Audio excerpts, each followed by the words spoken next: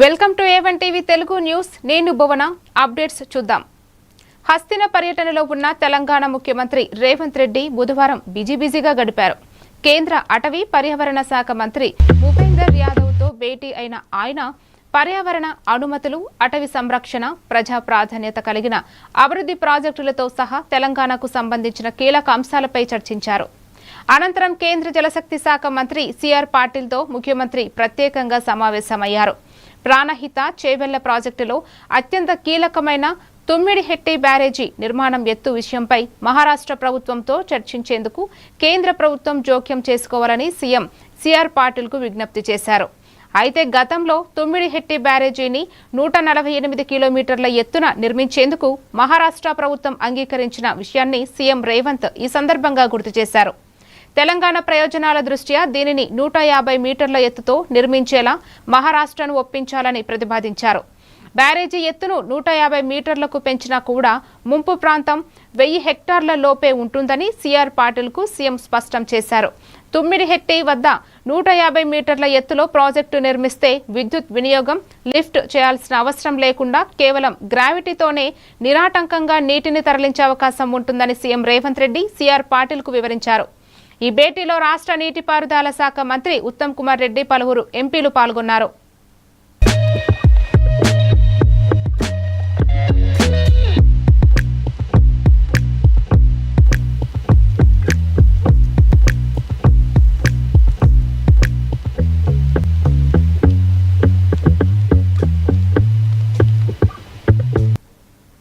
Visakhapatnam economic region అభివృద్ధి ప్రణాళికలపై ఆంధ్రప్రదేశ్ ముఖ్యమంత్రి చంద్రబాబు రాష్ట్రం సచివాలయంలో సమీక్షా సమావేశం నిర్వహించారు.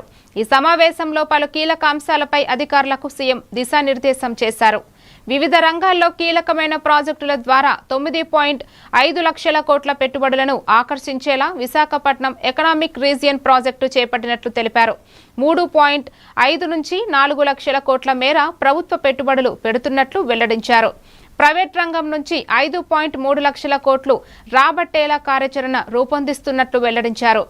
బే సిటీ ప్రాజెక్టు యాంకర్ ప్రాజెక్టుగా పెట్టుకుని విశాఖపట్నం రీజియన్ అభివృద్ధి చేపట్టాలని ప్రభుత్వం ఆలోచిస్తోందని సీఎం చంద్రబాబు వ్యాఖ్యానించారు.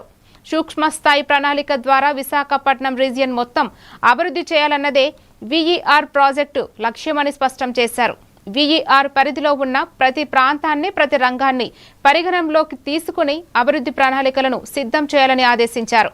వివిధ ప్రాజెక్టులను అనుసంధానించడం ద్వారా విశాఖపట్నం ఎకనామిక్ రీజియన్ ప్రగతి సాధించాలని సీఎం చంద్రబాబు స్పష్టం చేశారు.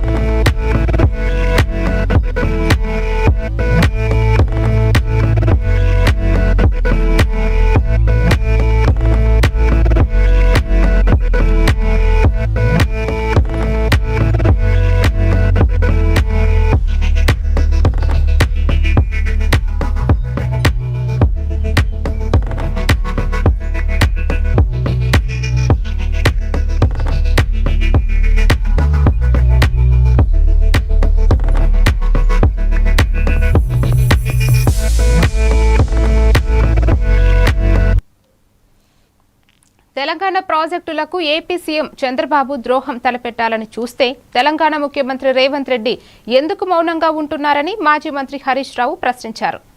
తెలంగాణ ప్రాజెక్టు అనుమతులపై పక్క రాష్ట్రం కుట్రలు చేస్తుంటే రేవంత్ రెడ్డి నేతృత్వంలోని కాంగ్రెస్ ప్రభుత్వం మౌనం వహిస్తూ రాష్ట్ర ప్రయోజనాలకు ఉరివేస్తోందని ఆరోపించారు. తెలంగాణ భవన్లో ఏర్పాటు చేసిన మీడియా సమావేశంలో ఆయన మాట్లాడుతూ ఈ నెల 18న జరగబోయే గోదావరి నది యాజమాన్య బోర్డు సమావేశం ఎజెండాను చూస్తే అది కేవలం ఏపీ కోసమే జరుగుతున్నట్లు అనిపిస్తోందని హరీష్ రావు విమర్శించారు. కేసీఆర్ హయాంలో గోదావరిపై సాధించిన 7 ప్రాజెక్టుల అనుమతులను రద్దు చేయాలని ఏపీ ప్రభుత్వం ప్రతిపాదిస్తే వాటిని జీఆర్ఎంబీ తన ఎజెండాలో చేర్చడంపై ఆయన తీవ్ర అభ్యంతరం వ్యక్తం చేశారు. వారం రోజులైనా సోయి కూడా లేదు. అసలు ఆ ఎజెండా చూస్తే తెలంగాణ ఆత్మగౌరవం ఉన్న ఏ ఒక్కరికైనా కడుపు మండిపోతుంది, రక్తం మరిగిపోతుంది. తెలంగాణ ప్రయోజనాలను దెబ్బతీసే విధంగా ఆ ఎజెండా వస్తే మరి ముఖ్యమంత్రి రేవంత్ రెడ్డి ఏం చేస్తున్నట్టు? అసలు తెలంగాణ భవిష్యత్తును ఆగం చేసే విధంగా, తెలంగాణకు సాగునీరు దక్కకుండా రెడ్డి గారు ఇవాళ పక్క రాష్ట్రం తెలంగాణ నీటి హక్కులను కాలరాసే విధంగా కుట్రలు బన్నుతుంటే నువ్వు ఎందుకు మౌనంగా ఉంటున్నావు? మాట్లాడితే గుడ్లు వీక్తా, పేగులు మెడలేసుకొని తిరుగుతా అని ఒంటికాలు మీద లేనిపోని దానికి ప్రతిపక్షాల మీద విరుచుకుపడే నువ్వు తెలంగాణ జాతి ప్రయోజనాలు, ఈ రాష్ట్ర ప్రయోజనాలను శాశ్వతంగా సమాధి కట్టేటువంటి విధంగా ఇవాళ నేను ఏది మాట్లాడినా మీలాగా వేగ్గా మాట్లాడడమో చిల్లర మాట్లాడడం మాకెప్పుడు అలవాటు లేదు. This is the agenda. Godavari river management board ఈ నెల 18వ తేదీన తలపెట్టినటువంటి ఎజెండా ఇది. This is the agenda minutes. అన్ని రాష్ట్రాలకు, దీంట్లో ఉండేటువంటి భాగస్వామ్య పక్షాలకు అందరికి కూడా వచ్చినటువంటి this is an official agenda. You can see ఇందులో చాలా అంశాలు ఉన్నాయి. కానీ నేను ప్రపంచ స్థాయి క్రీడాకారులను ప్రముఖ బ్యాడ్మింటన్ క్రీడాకారిణి పివి సింధు అకాడమీ తయారు చేస్తుందని ఆంధ్రప్రదేశ్ మంత్రి నారా లోకేష్ వ్యాఖ్యానించారు. యువత ముఖంలోనే దేశ భవిష్యత్తు దాగి ఉందని పేర్కొన్నారు. పివి సింధు అకాడమీ ద్వారా క్రీడాకారులు వారిలోని ప్రతిభను మరింత మెరుగుపరుచుకోవచ్చని సూచించారు. ఎలాంటి సదుపాయాలు లేని రోజుల్లోనే పట్టుదల, క్రమశిక్షణతో సింధు ఒలింపిక్స్ పతక విజేతగా, ప్రపంచ ఛాంపియన్గా ఎదిగారని అన్నారు. విశాఖపట్నం అరిలోవ ప్రాంతంలోని తోటగరువులో తలపెట్టిన PV Sindhu centre for sports excellence నిర్మాణ పనులకు మంత్రి లోకేష్ భూమి పూజ చేశారు. ఈ సందర్భంగా మంత్రి ప్రసంగించారు. These institutions have produced athletes who have made the nations proud, because great nations understand one simple truth: Olympic medals are won by athletes, and I believe PV Sindhu institution will be one such institution that can inspire and challenge the youth who are sitting here. This academy also began with a dream close to Sindhu's heart. Build a center of excellence across sports where a child who has a dream across sports can come here, learn, train and excel. And that is the manifestation that you see here that's happened. That is the difference. Badminton Academy. It will be a home for badminton, swimming, gymnastics, shooting, weightlifting, basketball and even football. And every young athlete who walks in with passion and walks out with a purpose, this vision reflects the multi-sport center planned for. ఏ సంస్థకైనా నిజమైన పునాది స్పష్టమైన లక్ష్యమేనని, ఈ క్రీడా project రూపకల్పనలో తనకు అండగా నిలిచి పూర్తి మద్దతు అందించిన వారందరికీ ప్రముఖ బ్యాడ్మింటన్ క్రీడాకారిణి పివి సింధు కృతజ్ఞతలు తెలిపారు. రాబోయే 100 ఏళ్ల అవసరాలను దృష్టిలో ఉంచుకుని దీనిని రూపొందిస్తున్నట్లు తెలిపారు. ఈ ప్రాజెక్టులో 25 మీటర్ల ఇండోర్ షూటింగ్ రేంజ్, 7 ప్రధాన క్రీడా విభాగాలు, నూతన క్రీడాంశాలు అందుబాటులో ఉండనున్నాయని చెప్పారు. PV Sindhu centre for sports excellence నిర్మాణ పనులకు భూమి పూజ కార్యక్రమంలో ఆమె మాట్లాడారు. Dearest Gopians are in place because the true foundation of an institute is clarity of purpose. Today we launch that larger vision and make public commitment to build the PV Sindhu Center for Sports Excellence. Before I say anything more, there is one person I absolutely have to thank. The world knows him as Anil Chalmashetty. I know him as my dearest Gopi Anna. I mean, Akka, they say the greatest institution builders have the strongest foundation at home. So I'm very happy that the real hero of Chalmashetty household is here. Someone whose support has meant so much to me. Anna, I say this with utmost humility. I do not know anyone who responds to a WhatsApp message as faster than you do. When we were planning this event, I was traveling back from Malaysia. I kept thinking about who I wanted to formally launch this dream, and my heart was there. I had only one answer, of course, Lokesh Anna. When we met in Vijayawada, I told you about everything, and we were trying to build, and you said, Talli, you do whatever you want. Memandram nee venakalu unnamu. Neekem kavalanna A support kavalanna mem istamu ani you gave me that support. తూర్పుగోదావరి జిల్లాలోని దేవరపల్లిలో YCP అధినేత జగన్ పర్యటించారు. ఈ సందర్భంగా పొగాకు యార్డులో రైతులను పరామర్శించి కొనుగోలు కేంద్రం వారితో ముఖాముఖి అయ్యారు. అనంతరం జగన్ మీడియాతో మాట్లాడుతూ చంద్రబాబు పాలనలో అన్ని వర్గాలు నష్టపోతున్నాయన్నారు. విద్య, వైద్య, పారిశ్రామిక రంగాల్లో విధ్వంసం కనిపిస్తోందన్నారు. పొగాకుతో పాటు ఏ పంటకు గిట్టుబాటు ధర లేదని ఆయన ఆవేదన వ్యక్తం చేశారు. కూటమి ప్రభుత్వం దళారీతో రాజీపడిందని, దళారులు సిండికేటుగా మారి రైతుల పొట్టగొడుతున్నారని జగన్ ఆరోపించారు.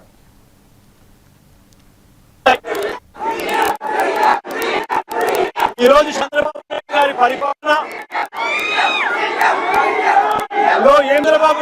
పరిపాలనలో పొద్దున లేచినప్పటి నుంచి మనకు కనిపించేది ఏమిటి అంటే, ఎవరైనా ఈ పాలన చంద్రబాబు నాయుడు గారి పరిపాలనలో మనకు కనిపిస్తాయి. కిసాన్కు అదనంగా ప్రతి రైతు కుటుంబానికి 20,000 రూపాయలు చొప్పున తీసేశాడు. ROFR పట్టాలున్న గిరిజనులు సైతం ఈ పథకం నుంచి తొలగించేశాడు చంద్రబాబు నాయుడు గారు. వైఎస్ఆర్సీపీ ప్రభుత్వ హయాంలో ఉన్న ఇవాళ రద్దు చేశాడు చంద్రబాబు నాయుడు గారు. మోంతా తుఫానుకు సంబంధించి 9 నెలలు అవుతా ఉన్నా కూడా ఇవాళకి కూడా బాధిత రైతులకు ₹1 కూడా ఇన్పుట్ సబ్సిడీ ఇచ్చిన దాఖలాలు లేవు చంద్రబాబు నాయుడు గారు ప్రభుత్వం. ఇదే పెద్ద మంది చంద్రబాబు నాయుడు గారు రైతులకు గతంలో అందే 0 వడ్డీ పథకాన్ని రద్దు చేశారు.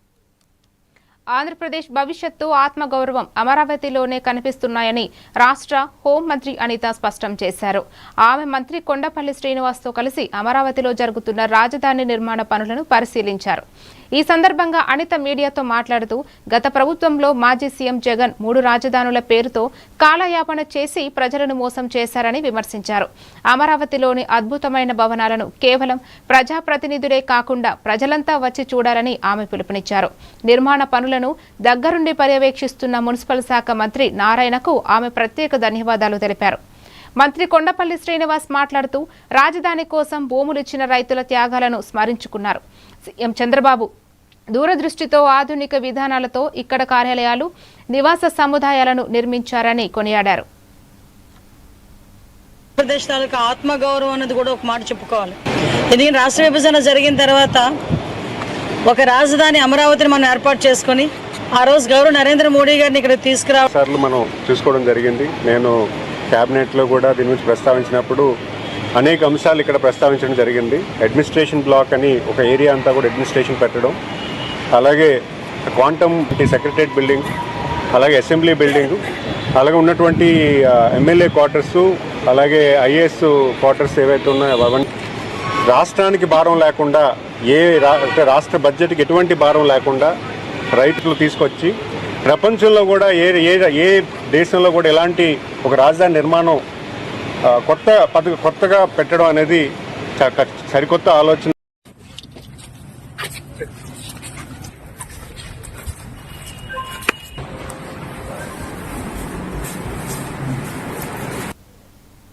తెలంగాణలో అత్యవసర సేవల కోసం ఇకపై డైల్ నంబర్ 100 స్థానంలో 112 నంబర్ అందుబాటులోకి వచ్చిందని, పోలీసు సహాయం, అంబులెన్స్, అగ్నిమాపక సేవలు వంటి అన్ని ఎమర్జెన్సీ సేవలకు ఇక ఒకే నంబర్ను వినియోగించుకోవచ్చని డీజీపీ సివి ఆనంద్ అధికారికంగా 112 సేవలను ప్రారంభించారు. ఇప్పటి వరకు పోలీస్ సహాయం కోసం డైల్ 100కు కాల్ చేసే విధానం ఉండగా, తాజాగా దేశవ్యాప్తంగా అమల్లో ఉన్న ఎమర్జెన్సీ రెస్పాన్స్ సిస్టమ్ను 112ను తెలంగాణలోనూ అందుబాటులోకి తీసుకువచ్చారు. న్యాయ సహాయం, వైద్య సహాయం, సైబర్ సాయం అనేక సమస్యల పరిష్కారాలకు డైల్ 112 పరిష్కార మార్గమని తెలంగాణ డీజీపీ సివి ఆనంద్ వ్యాఖ్యానించారు. డైల్ 112కు ఫోన్ చేసినప్పుడు పోలీసులు దానిని ఎట్టి పరిస్థితుల్లోనూ తిరస్కరించడానికి వీల్లేదని స్పష్టం చేశారు. హైదరాబాద్ వేదికగా డీజీపీ మాట్లాడారు. దీంట్లో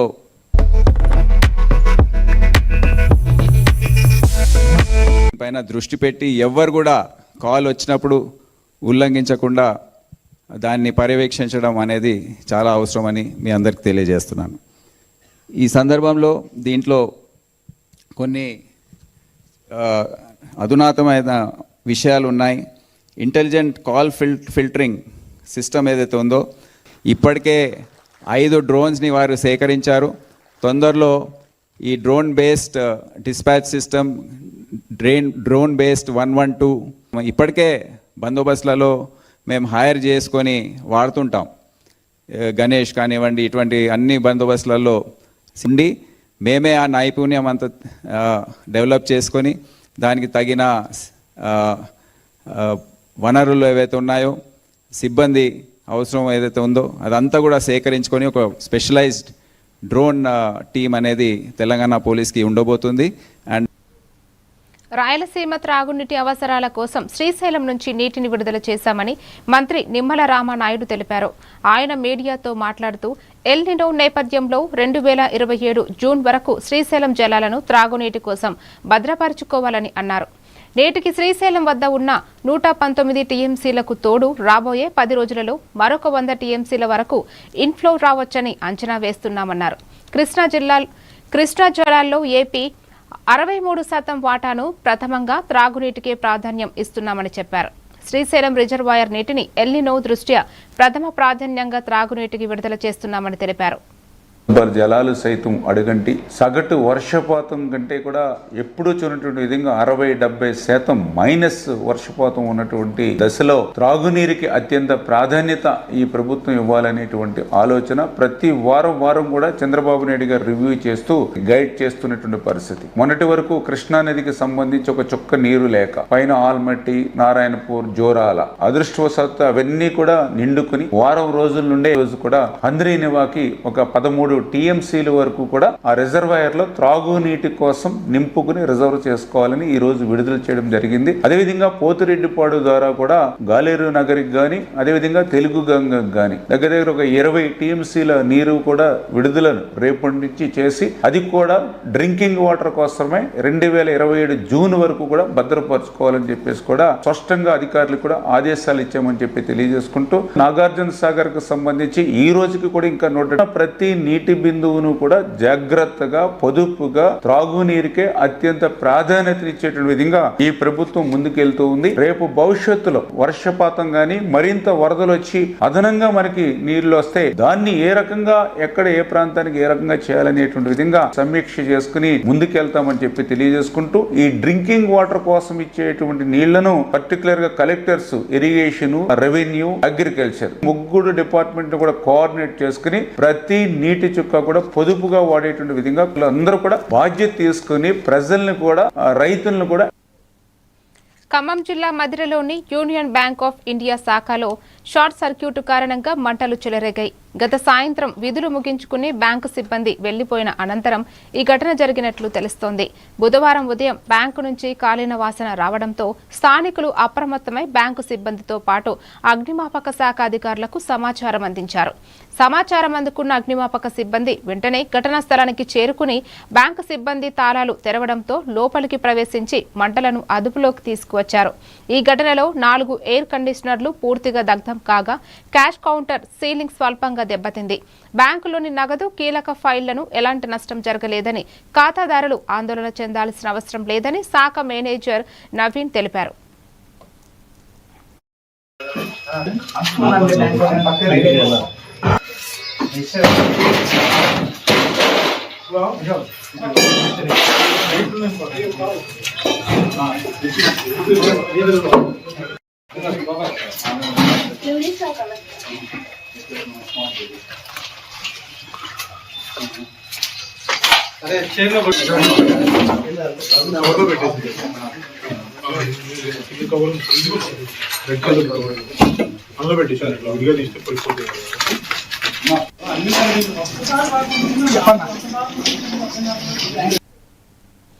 తమిళనాడులో కొత్త రాజకీయ అధ్యాయానికి తెరలేపుతూ విజయ్ నేతృత్వంలోని టీవీకే ప్రభుత్వం తొలి బడ్జెట్ను ప్రవేశపెట్టింది.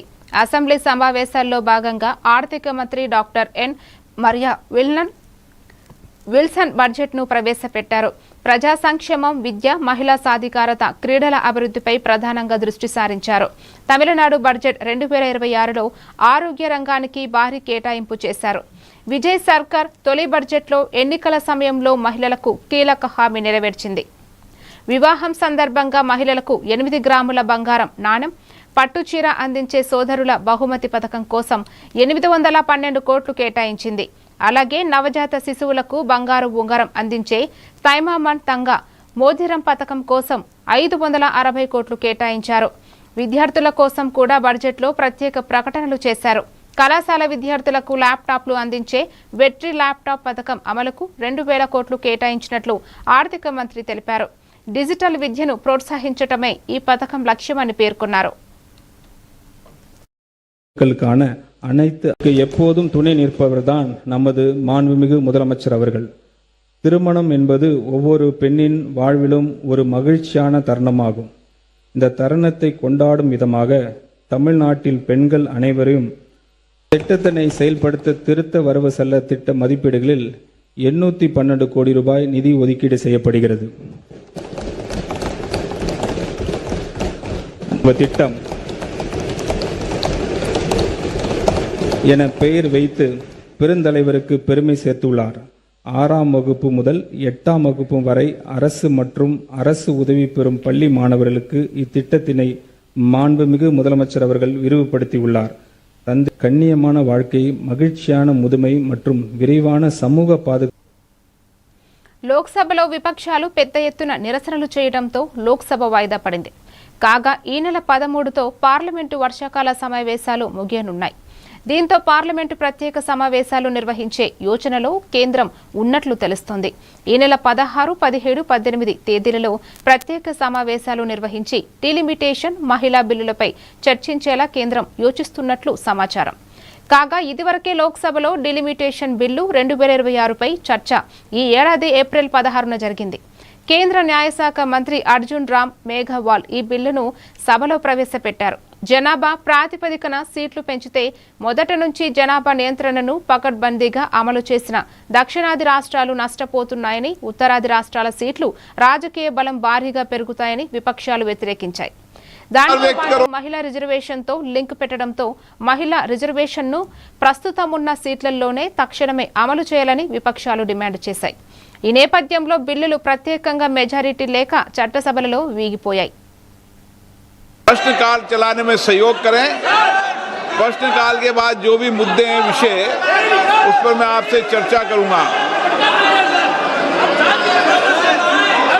सदन के बाहर या सदन के अंदर नारेबाजी करना लोकतंत्र के लिए उचित नहीं है. संसद चर्चा संवाद के लिए, आपके विचारों की अभिव्यक्ति के लिए आप आओ, विचार व्यक्त करो. प्रश्नकाल में महत्वपूर्ण प्रश्न पूछो. महत्वपूर्ण विभाग, रेल के, इलेक्ट्रॉनिक्स के, कई विभागों के महत्वपूर्ण प्रश्न हैं. कई मान्य सदस्य मुझे सदन में आकर मिले हैं कि हमारे महत्वपूर्ण प्रश्न लगे हैं, हमें प्रश्न पूछने दिया जाए. और आप नियोजित तरीके से पोस्टरबाजी करके प्रदर्शन कर सदन की गरिमा को घटाना चाहते हैं. प्रश्नकाल चलाने में सहयोग करें. प्रश्नकाल के बाद जो भी मुद्दे हैं. భారత్లో ప్రతి ఏడాది సగటున సుమారు 1.8 లక్షల మంది రోడ్డు ప్రమాదాలకు బలి అవుతున్నట్లు కేంద్ర రవాణా శాఖ మంత్రి నితిన్ గడ్కరీ తెలిపారు. ఆయన రాజ్యసభలో ప్రశ్నోత్తరాల సమయంలో మాట్లాడారు. చాలా బాధాకరమైన విషయమని, రోడ్డు ప్రమాదాల వల్ల ప్రతి ఏడాది ఇండియాలో 1.8 లక్షల మంది మరణిస్తున్నారని మంత్రి పేర్కొన్నారు. ప్రమాదాలను తగ్గించే అంశంపై చర్యలు తీసుకోవాలని ఎంపీ సుధామూర్తి ప్రశ్న వేశారు. అయితే రోడ్డు ప్రమాదాల అంశంలో మనుషుల ప్రవర్తన చాలా ముఖ్యమని అంశమని, డ్రైవింగ్ శిక్షణను పటిష్టం చేసేందుకు ప్రభుత్వం చర్యలు తీసుకుంటోందని మంత్రి గడ్కరీ తెలిపారు.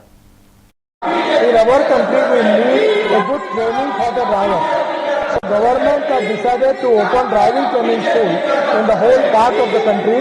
We are already giving permission to 300 driving schools.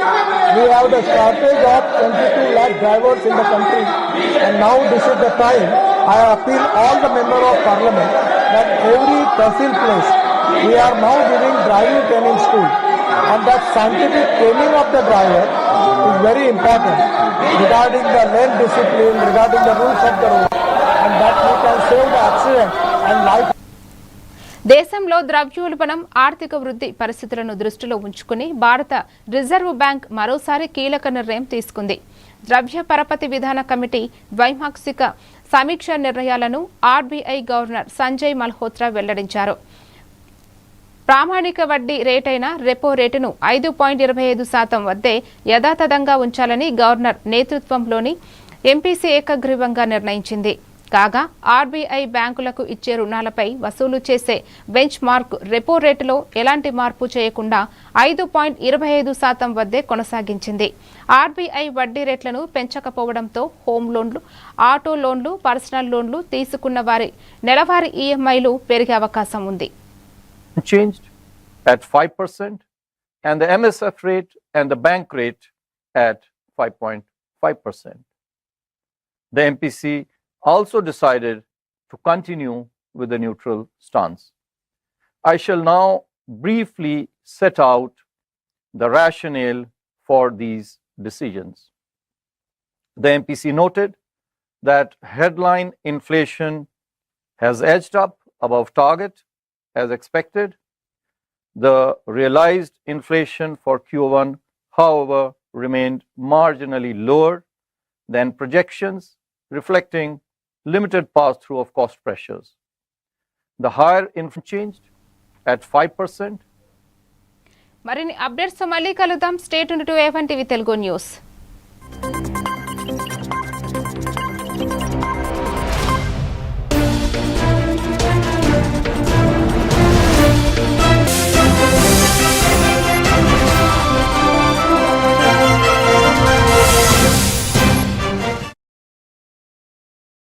Inflation